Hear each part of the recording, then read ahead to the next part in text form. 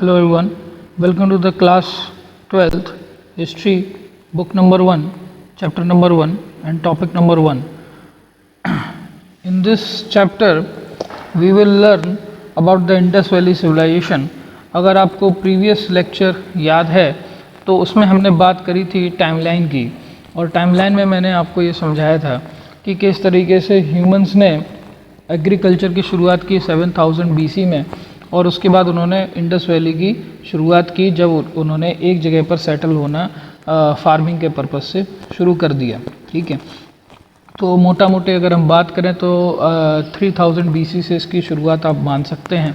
अलग अलग बुक्स में ये अलग अलग टाइम पीरियड में बताई जाती है, लेकिन आपको ये समझना है कि ये 3000 BC से 750 BC तक ये चली। ठीक है, तो यानी ये पुराना टाइम पीरियड है और ये इससे आगे चलती रही कब तक, 750 BC तक।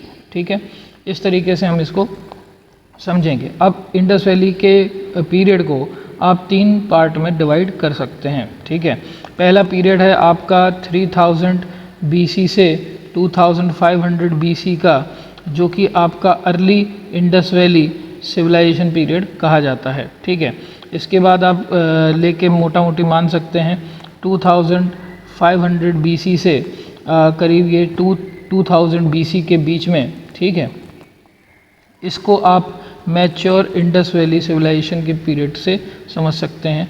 और 2000 BC से आप अगर काउंट करेंगे आगे 750 BC तक, तो ये आपका लेटर इंडस वैली सिविलाइजेशन का पीरियड आप इसको मान सकते हैं। देखिए अलग अलग बुक्स में अलग अलग तरीके से इसको दिया गया है।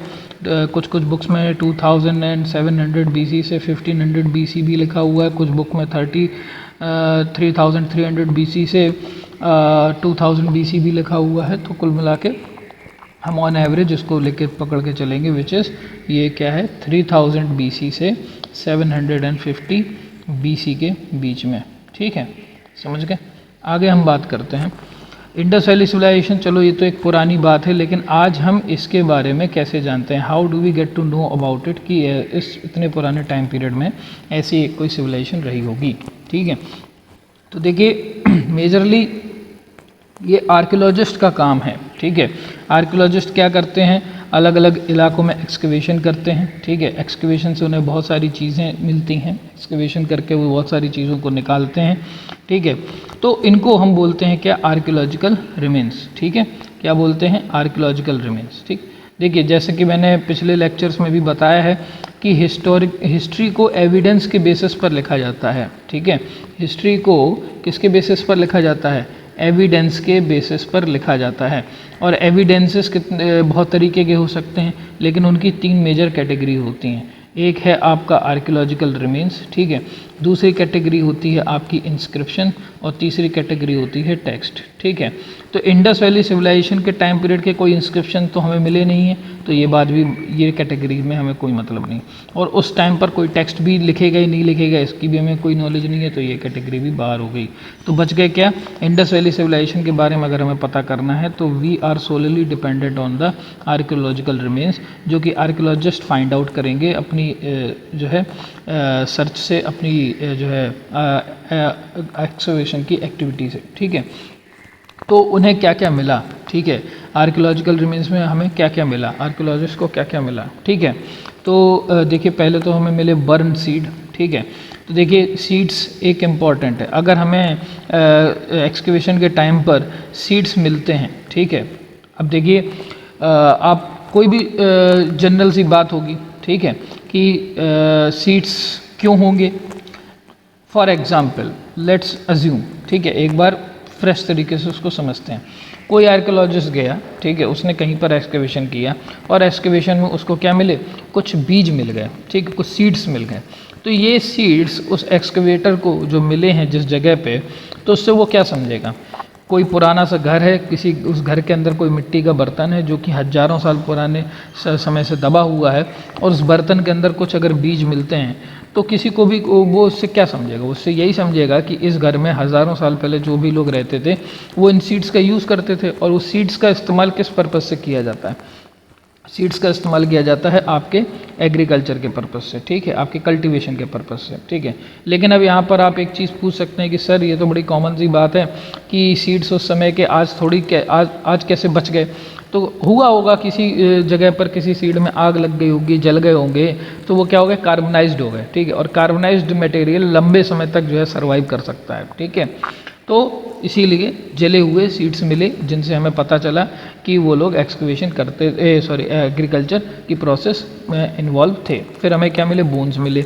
बोन्स किन के, जानवरों के। कहाँ मिले, घरों के अंदर। तो इससे हमें क्या पता चला कि वो पालतू जानवर भी पालते थे, ठीक है। इसके अलावा ऐसे ही जले हुए क्या अनाज मिले, तो इससे क्या पता चला कि वो अनाज को स्टोर करके घर में रखा करते थे। और इसी तरीके से हमें प्लांट्स के एविडेंस मिले और डिफरेंट टाइप के एनिमल प्रोडक्ट्स के भी एविडेंस मिले, जिससे हमें पता चला कि वो लोग इन सब का इस्तेमाल करते होंगे। इसके अलावा और भी एक बड़ी ही इंटरेस्टिंग सी चीज़ मिली जिससे ये प्रूफ हुआ कि वो लोग एग्रीकल्चर में इन्वॉल्व थे, ठीक है। जो कि क्या है आपका प्लॉड फील्ड यानी कि फील्ड यानी कि खेत, प्लॉड यानी जोता हुआ यानी कि कोई खेत जो कि जोता हुआ है। जोते हुए खेत के प्रमाण हमें इंडस वैली सिविलाइजेशन में मिलते हैं, ठीक है। तो एक्सकवेशन से इसका हमें पता चलता है। इससे क्या प्रूफ होता है कि वो लोग क्या करते रहे होंगे, एग्रीकल्चर करते रहे होंगे, वो लोग जुताई करते रहे होंगे, ठीक है। अब इस एग्रीकल्चर में वो किन टेक्नोलॉजीज़ का इस्तेमाल करते थे, किस तरीके से एग्रीकल्चर किया करते थे, तो अगर हमें ये समझना है तो इससे हमें फिर से अगेन आर्कियोलॉजिकल रिमेन्स की जो है एविडेंसेस को देखना होगा। तो आर्कियोलॉजिस्ट को एविडेंस के तौर पर मिले क्या, खेत, जैसे कि मैंने बताया। इसके अलावा हड्डियों में से स्पेसिफिकली किसकी हड्डियाँ मिली, बुल्स की, बैलों की। अब बैलों की हड्डियाँ अगर कहीं मिल रही हैं घरों के आसपास, घरों में दबी हुई, ठीक है, जिससे क्या प्रूव होता है कि उन लोगों ने बैल पाले। बैल कोई क्यों पालेगा, क्योंकि उसको एक्सकवेशन करना है, क्योंकि उसको जुताई करनी है, ठीक है, और उसको एग्रीकल्चर का काम करना है, ठीक है। साथ ही और क्या मिला, रिजर्वायर्स मिले। रिजर्वायर्स से क्या तात्पर्य है, रिजर्वायर से इनका मतलब ये है पानी भरने के पॉन्ड्स, ठीक है। और इन पॉन्ड्स में पानी वो क्यों भरते थे, ताकि आगे चल के सिंचाई के टाइम पर आपके एग्रीकल्चर के प्रोसेस में उसका इस्तेमाल किया जा सके, ठीक है। देन इसके अलावा और क्या मिला, टेराकोटा मॉडल्स मिले, ठीक है। टेराकोटा मॉडल्स में जैसे फॉर एग्जांपल हम बात करें इंडस वैली सिविलाइजेशन के एक्सकवेशन में एक्सकवेटर्स को, आर्कियोलॉजिस्ट को एक बैलगाड़ी की टेराकोटा मॉडल मिला, बैलगाड़ी का टेराकोटा मॉडल मिला, ठीक है। अब इस मॉडल से क्या प्रूफ होता है, देखिए एक सीधी सी बात है, आप घर में किसी बच्चे को खिलौना देते हैं, लेट्स से कि कार देते हैं, ठीक है, खिलौने में, तो कार आपने कभी देखी होगी, कभी उसको एक्सपीरियंस किया होगा, तभी तो उसको आपने इमेजिन किया और उसका एक खिलौना बना के उस बच्चे को दिया। कोई ऐसी चीज़ जो कि एग्जिस्ट ही नहीं करती उसका आप खिलौना कैसे बनाएंगे। तो क्योंकि एक्सकेवेटर्स को खिलौना गाड़ी मिली, खिलौने के रूप में बैलगाड़ी का एक मॉडल मिला, तो इससे उन्होंने समझा कि उस समय पर लोग असली में, वास्तविकता में इस बैलगाड़ी का इस्तेमाल करते रहे होंगे अपने एक्सकवेशन के टाइम, अपने एग्रीकल्चर के टाइम पर। इसीलिए इससे ये प्रूफ हुआ कि वो लोग अगेन एग्रीकल्चर की प्रोसेसेस में इन बैलगाड़ियों का इस्तेमाल किया करते थे। साथ ही हमें मिले कनाल्स माने नहरें, जिनसे रिजर्वायर में भरा हुआ पानी नहरों के माध्यम से खेतों तक लेके आया जाता था। कनाल्स हमें मिले हैं अफ़गानिस्तान में शोरतुगई नाम की जगह से। इसके अलावा और एविडेंस मिले हैं खेतों में मल्टी क्रॉपिंग के, ठीक है। तो मल्टी क्रॉपिंग क्या होती है कि मान के चलिए ये एक खेत है, इसमें आपने एक ही टाइप की फसल लगाई, ठीक है, किसी तरीके की कोई बीमारी लगी, किसी तरीके के कोई कीट पतंगे आए और उसने उस बीमारी ने इस फसल को पूरी तरीके से साफ़ कर दिया, तो आपके इस खेत से आउटपुट क्या हो गया, ज़ीरो हो गया, तो आप तो भूखे मरेंगे। तो वो लोग उस समय पर क्या किया करते थे, वो लोग मल्टी क्रॉपिंग किया करते थे। मल्टी क्रॉपिंग क्या होती है कि एक ही खेत में आपने अलग अलग सेक्शन डिवाइड कर दिए और हर सेक्शन में अलग अलग टाइप की आपने क्या करना शुरू कर दी, खेती करनी शुरू कर दी, अलग अलग टाइप की फसलें करनी शुरू कर दी। तो अगर किसी नेचुरल कैलेमिटी की वजह से एक टाइप की फसल भी ख़राब होती तो भी आपके पास बाकी फसलें हैं जिनको आप खा पी के बेचकर अपना जीवन का निर्वहन कर सकते हैं, आप भूखों नहीं मरेंगे। तो ये एक ब्रेनफुल चीज़ है, कि इंटेलेक्चुअल चीज़ है, कि समझदारी वाला काम है। तो इससे हमें पता चलता है कि उस समय के लोग बहुत ही समझदार रहे होंगे। साथ ही साथ कुएँ भी मिले हैं, वेल्स मिले हैं, और वेल्स मिले हैं। इससे हमें क्या पता चलता है कि वो लोग पानी जो निकालते थे, पानी पीने का इस्तेमाल करते थे, वो कुओं से इस्तेमाल करते थे। तो वेल्स इंडस वैली के घरों के अंदर भी मिले हैं और उसके अलावा बाकी अन्य इलाकों में भी मिले हैं। ठीक है, तो ये जो खाना वो लोग पैदा कर रहे थे एग्रीकल्चर के थ्रू, उसको वो प्रोसेस किस तरीके से करते थे। घर में खाना बनाने के लिए आप सबने देखा होगा कि एक सिलबट्टे के तरीके का चीज़ होती है जो कि हम सबके घर में ये मिल जाती है, जिसको बोलते हैं क्या, सैडल क्वर्न। ठीक है, सिलबट्टा इसको बोलते हैं। ठीक है, तो वो लोग इंडस वैली सिविलाइजेशन के घरों में सिलबट्टे के रूप में तमाम ऐसे डिज़ाइंस मिली हैं।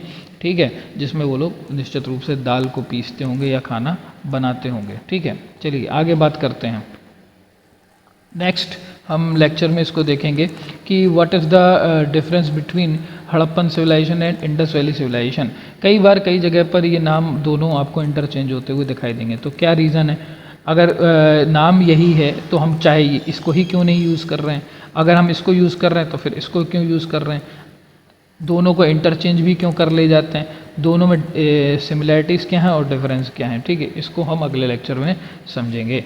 तो अगर अभी तक जो कुछ भी मैंने बताया उसमें कहीं आपको किसी तरीके का कोई डाउट हो तो प्लीज़ मुझे टेक्स्ट करिए, आपकी क्वेरी इमीडिएटली रिजॉल्व कर दी जाएगी। Thank you.